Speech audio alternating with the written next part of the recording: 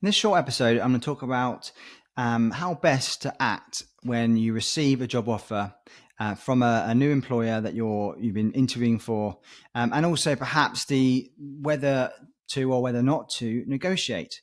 From my experience, I've found that people at the last minute that receive offers that perhaps are not quite as they anticipated and don't quite meet their expectations, it generally means there's been some type of breakdown throughout the recruitment process to lead up to that stage. So, in my team, I always encourage, and I find it extremely important that at the very beginning of of an interview or kind of candidate workflow, wherever possible, we have a really good understanding of somebody's existing kind of current salary, their total package, their benefits. Um, and their salary expectations will vary depending on the type of opportunity they're going for. The company, there's so many different factors that will influence why they might, I don't know, require a certain level of remuneration in the next role. So throughout the interview process, you want to be speaking closely, if you can, to your recruiter if you're working with one. Um, and I always try and recommend that you do. And I'm going to say this because I am a recruiter, but it's fantastic because then you've got a sounding board and you've got someone that's there to get ideally the best for you, to try and get a win-win outcome with their with the client and also with the candidate. So at each stage of the interview, I highly recommend just touching base with the recruiter, just saying, confirming kind of their current financial situation, the salary you're looking for. The recruiter will be going back and forth and just reminding the client, this is their current financial situation. They've said they'd be looking for this. Each step of the interview, it shouldn't change. The expectations on a salary shouldn't suddenly jump up just because they've had two or three interviews. And when it does, it can be because maybe they weren't necessarily looking for a new role, and all of a sudden they've realized, actually, I'm getting quite a bit of interest here. Maybe I should be kind of looking for a slightly higher salary. Or perhaps they've suddenly entered a new interview process, which might be paying a slightly higher salary. So these factors can impact candidates as they go through the sort of the interviewing process. So that's why it's always important to keep on top of the situation of a candidate. Make sure that you really understand, what their kind of key motivations are. It doesn't have to always be about salary. There can be other things: team fit, culture, the product or solution of the company that they offer.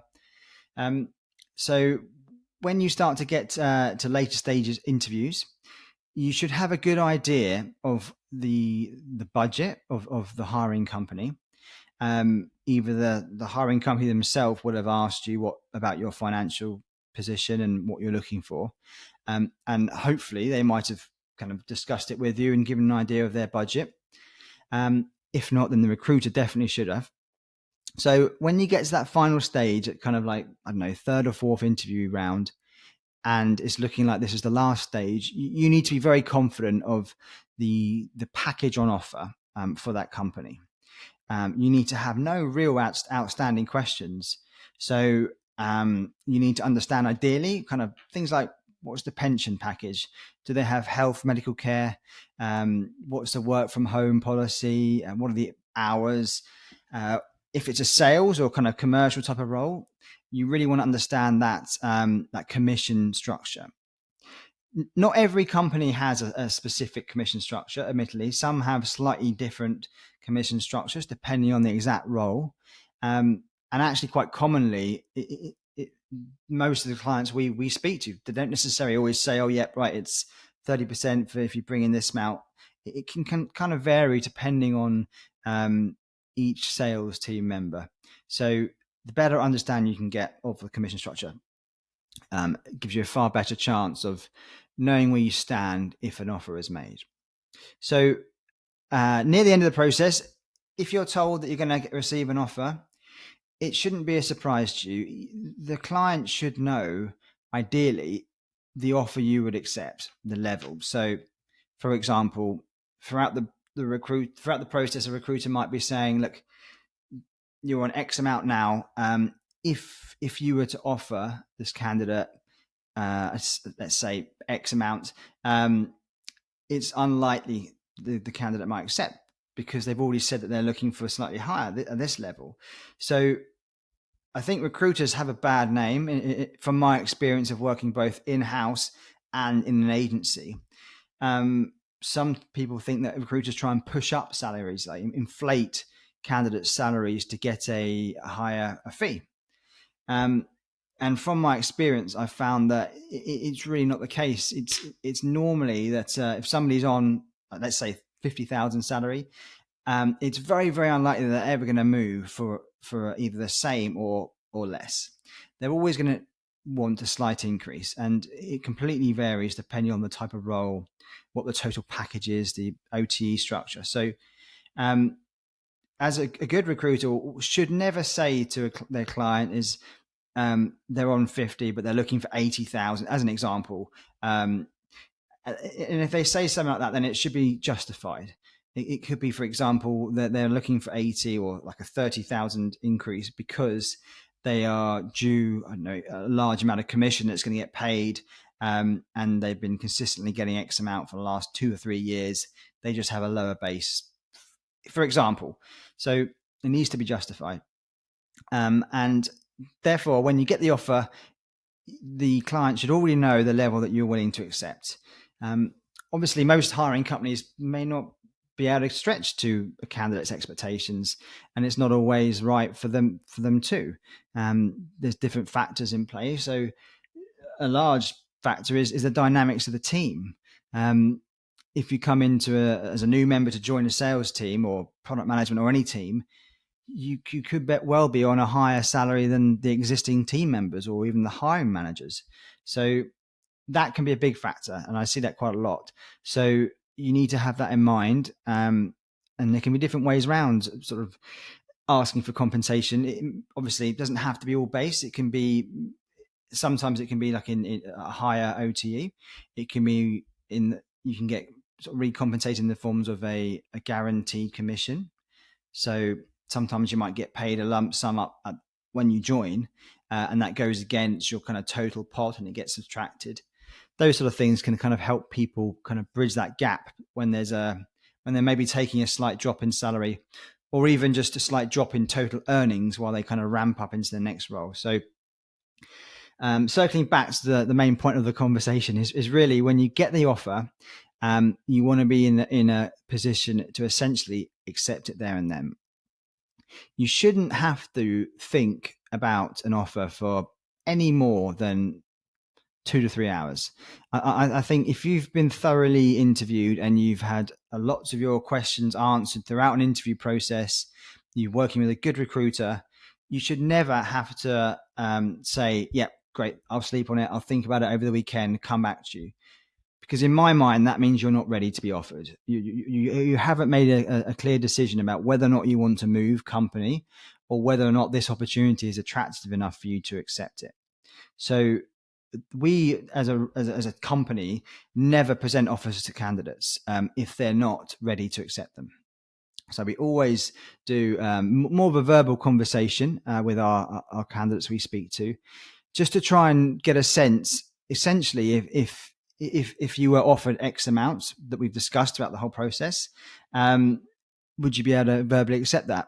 Do you feel like you have all the information you need to sufficiently accept or verbally accept an offer, kind of subject to contract? And if they say yes each time, then essentially you've got an agreement there, so you can pretty much wrap things up and then begin the formal offer approval process internally for the hiring company, and it saves so much time. You eliminate any last minute negotiations. It can be very different though if, for example, a hiring company is hiring directly with a candidate. So you're speaking directly to the hiring manager. Maybe you're speaking to HR, and they're the one that's talking to you about an offer and salary information. And from my experience, I've found that when it's a client or a hiring company making an offer directly, there hasn't necessarily been that back and forth discussion about exactly the salary that this candidate needs to accept.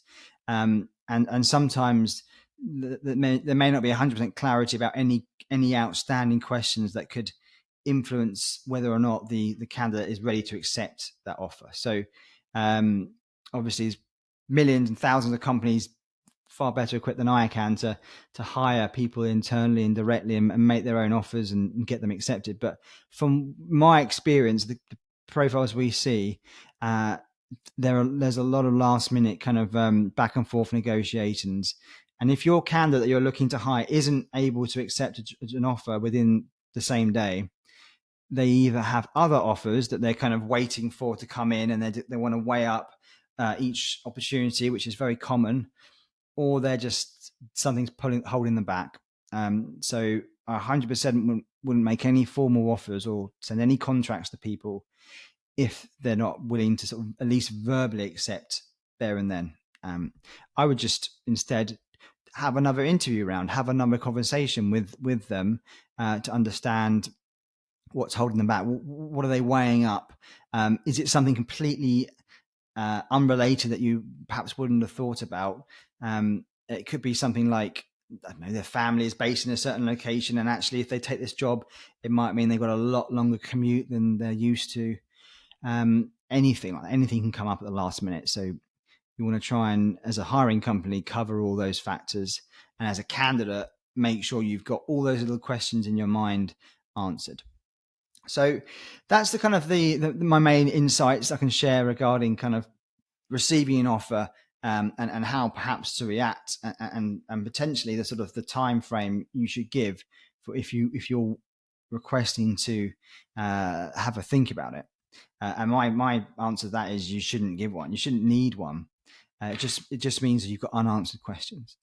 When it comes to negotiating, so for example, if you get offered X amount and you know you want more, then of course some companies might like the fact that you are a negotiator. That's your kind of key attribute, and you enjoy doing. But you run the risk of employers not liking it. Essentially, they might say that this is our budget. This is what we've talked about through the whole process. Like, I'm surprised that suddenly you're now asking for more. What's changed? So I would try and be transparent throughout the whole process.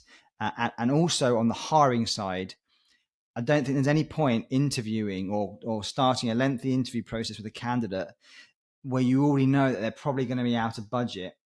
And then when it comes down to the final approval, the budget isn't quite there to get their expectations. The candidate is just not going to have the best sort of candidate experience, and it doesn't look good from an employer branding point of view. So the key is just transparency on both sides. And if you've got a middleman, a recruiter, fantastic. As long as they're a good recruiter, it can make life so much more easy. So I hope that's helpful. Bit of a long-winded sort of explanation of my insights, but main thing is just regular communication. Every touch point throughout an interview process, the latest sort of situation of a candidate should be kind of relayed to the client, and also the latest financial situation and what they're looking for, and if anything has changed. And I think that'll make a massive impact on the amount of hires that people can do. And when you're looking for a role, give you the best shot of just getting the offer you're looking for, and hopefully just to wrap things up quickly. And then it's just a matter of going through the contract and making sure everything kind of aligns, and go from there. Okay. Thank you.